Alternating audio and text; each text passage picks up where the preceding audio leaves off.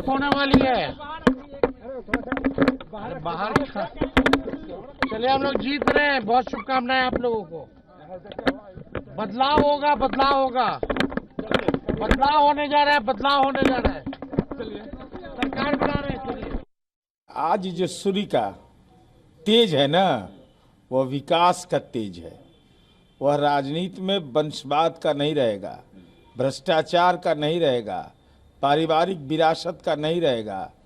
राजनीति में बिहार की जनता एनडीए के नेता क्लाइमेट लीडर पर विश्वास करेगी, माननीय नीतीश कुमार जी पर। All right, so that of course we heard a little while back from Tejashwi Yadav. He's calling it Badlav. He's calling it Badlav. He seems to be very, very confident that this time round the people of Bihar of course want change. But will it happen? Because remember, it is a very complicated election. It's not your normal election. The caste arithmetic, that is the crux of what happens here. There's also the question of Vikas, there's this question of government policies. But at the same time, Bihar is a very complicated state where every Bihari individual has an opinion, and a very strong opinion on politics, and it's very difficult to predict as to which way the wind, of course, is blowing. Ms. Fadnis, if you're there with us, yes, Ms. Fadnis, the voter turnout, you know, that's something Saleh and me have been discussing here in the studio as well, and the entire country has seen it, 67.13%. You know, it's a leap ahead of what was seen the previous time in 2020. What could have been the possible reasons that led to this increased voter turnout?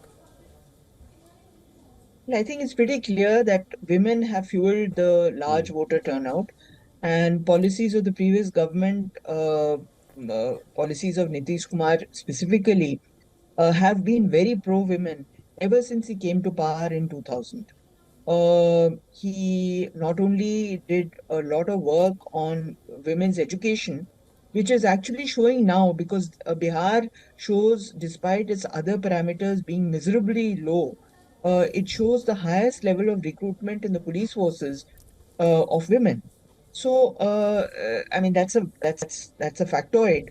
But the fact is that women's education has been a kind of a passion for Nitish Kumar from the time he came to power. Bihar's educational sector is pretty decrepit. There's no doubt about that. There are exam leaks. There is impersonation. There's a lot of problems. But still, facilitating the girl child's entry into the school by providing her bicycles in order to cycle to school was a big game changer. It's not just that; it's also that that he imposed prohibition on Bihar at considerable revenue cost, because excise is a big component in any state's GDP. And he also did a lot of work to make Bihar safer for women in terms of law and order. So all this, the combination of all this has led to Bihar women coming out in large numbers. Also, I think the game changer was the 3,000 rupee, well, people call it freebie. I don't look at it like that. Grant for women entrepreneurs. Their eyes are not just on this 3,000 on this 10,000 rupees which they are going to get. It's also on the 2,90,000 rupees which has been promised to them if he comes to power. And Ms. Fadnis, as I mentioned, that voter turnout, there were 72 lakh extra votes that were cast this time. Now, regardless of what all would have fueled that, who do you feel that would have gone in favor of, and who would they have, would it only be helping as the results are awaited hours from now? Well, I don't know what extra votes are. These are presumably the votes of Compared the to last time, voters who have been added. Compared to who have been added to the electoral list, and the special intensive review launched by the Election Commission has contributed to this. So, duplicate voters have been eliminated, new voters have been added, and the voters list has been pruned, and the net result is that more voters have been added. So, totally, it's hard to say. To put the question slightly differently, what Shivan would mean is that why are we witnessing such a high voter turnout? Why is it that in comparison to the previous elections, 2020, in comparison with 2020, there have been substantially more number of people who have in fact come out and cast their ballots. What has brought the people of Bihar to the voting stations to cast their ballots in this unprecedented manner? What do you think is driving this? Well, I think the reason is partly women, because the percentage of women voters has increased considerably. And it's also the new voter who is very keen to cast his vote the first time. I think there are about 14 odd lakh when voters who are said to be the first time voters. Migration workers coming back. And that of course is a crucial point, Jivan, because Ms. Fadnis, this time round, the vote of the migrants is said to play a big role. Exactly. Because it was the festive season, people had Chhath gone Puja. home for Chhath Puja, they'd stayed back and then they decided to make their ballot count. Which way do you think the migrant voters of Bihar, that is people who work in other states, who've gone back home this time during election season, would have cast their ballot? Was it for caste or was it for change? You know, these are questions coming up. Well, migrant voters typically, I mean, I'm relying on anecdotal evidence here. Migrant voters typically would vote with the other factors in mind.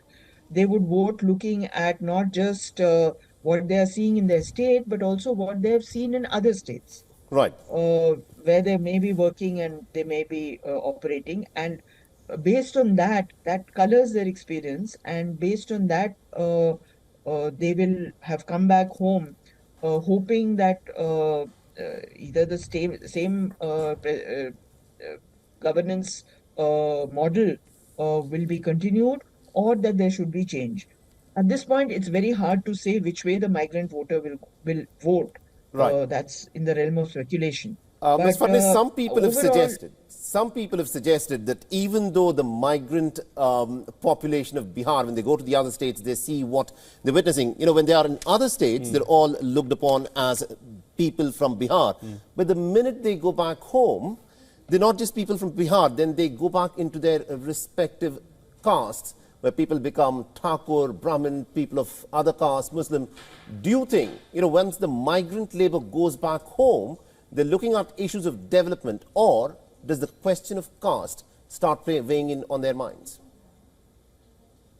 Well, all of India, caste is a living reality. So you cannot eliminate caste from your identity. You cannot remove it. But that said, there are many people from the same caste in a constituency. Who does the migrant voter specifically vote for? Even assuming that he votes, I'll give you an example. That in Darbhanga, where I went, the Jan Swaraj Party has fielded an upper caste candidate. So has the JDU BJP. So now, of them, who is the migrant voter going to choose from? Is he going to choose a party that has only newly been launched, or is he going to choose a party that he has seen operating elsewhere Right. in India, while the caste is the same?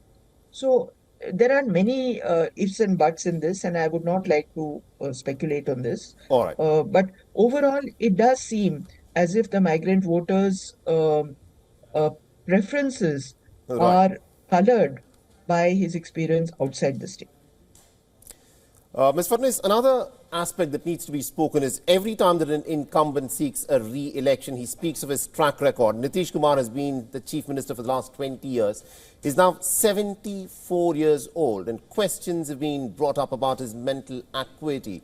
Is he really there 100% all of the time? Because there have been videos of him, you know, where it appears that he's clearly not aware of where he is.